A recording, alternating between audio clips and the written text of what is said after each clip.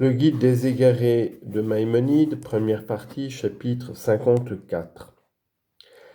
Sache que le prince des savants, notre maître Moïse, que la paix soit avec lui, adressa à Dieu 2 prières et obtint une réponse à ces 2 prières. Par l'une, il demanda à Dieu de lui faire connaître sa véritable essence. Par l'autre, qui est celle qu'il lui adressa d'abord, de lui faire connaître ses attributs. Dieu lui répondit sur ces 2 demandes en lui promettant de lui faire connaître tous ses attributs qui sont ses actions et en lui faisant savoir que son essence ne saurait être perçue dans toute sa réalité. Toutefois, il éveilla son attention sur un point de vue spéculatif d'où il pourrait percevoir tout ce qu'en dernier lieu il est possible à l'homme de percevoir. Ce qu'il perçut, lui, personne ne l'a perçu, ni avant lui, ni après lui.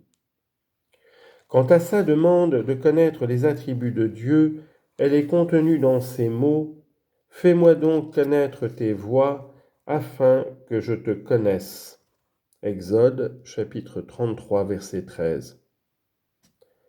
Considère bien que ces paroles renferment de remarquables.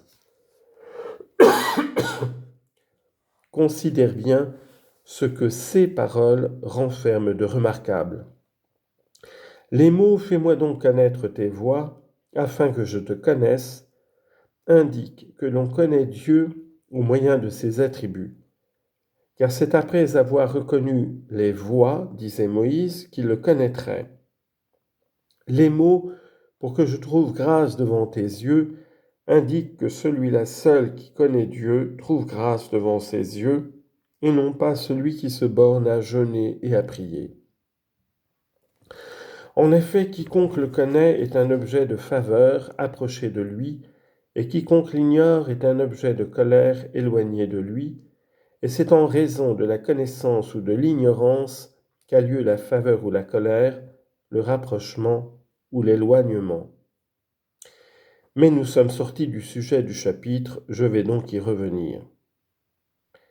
Ayant donc demandé à connaître les attributs, en implorant en même temps le pardon pour la nation, et ayant ensuite, après avoir obtenu ce pardon, demandé à percevoir l'essence de Dieu en disant « Fais-moi donc voir ta gloire » au verset 18, il lui fut accordé ce qu'il avait demandé d'abord par ces mots « Fais-moi donc connaître tes voies » et il lui fut répondu « Je ferai passer tout mon bien devant ta face » verset 19.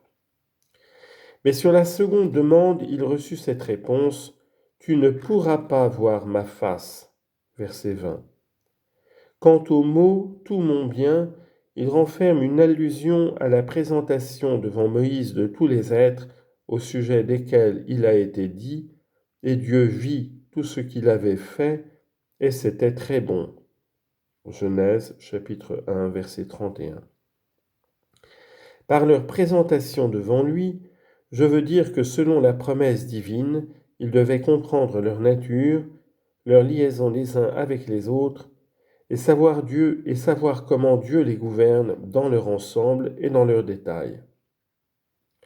C'est aussi à cette idée qu'on a fait allusion par ces mots « Dans toute ma maison, il est solide ». Nombre, chapitre 12, verset 7. C'est-à-dire, il a de tout mon univers une intelligence vraie et solide, car les opinions qui ne sont pas vraies n'ont pas de solidité.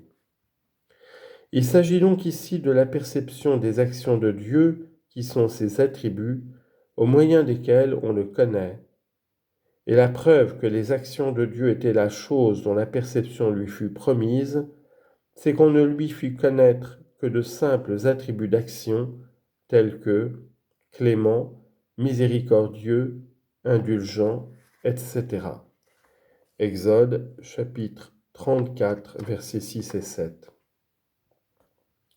Il est donc clair que les voies dont il demanda la connaissance et qu'on lui fut connaître étaient les actions qui émanent de Dieu.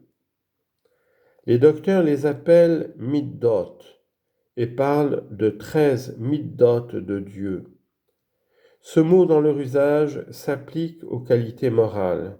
Par exemple, il y a 4 middot, qualités ou manières d'agir, chez ceux qui donnent l'aumône.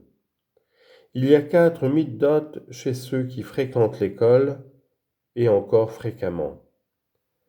On ne veut pas dire ici, en parlant des middot de Dieu, qu'il possède des qualités morales, mais qu'il produit des actions semblables à celles qui, chez nous, émanent de qualités morales, je veux dire de dispositions de l'âme.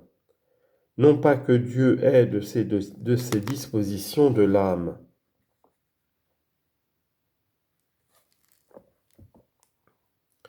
Si l'on s'est borné à mentionner ces 13 middot, quoique Moïse perçut tout son bien, je veux dire toutes ses actions, ce n'est que parce que ce sont là les actions émanant de Dieu pour faire exister les hommes et pour les gouverner. Et c'était là le dernier but de sa demande, car il termine en disant « Que je te connaisse, afin que je trouve grâce devant tes yeux, et considère que cette nation est ton peuple. » Exode chapitre 33, verset 13. Celui que je dois gouverner par des actions imitant celles par lesquelles tu le gouvernes.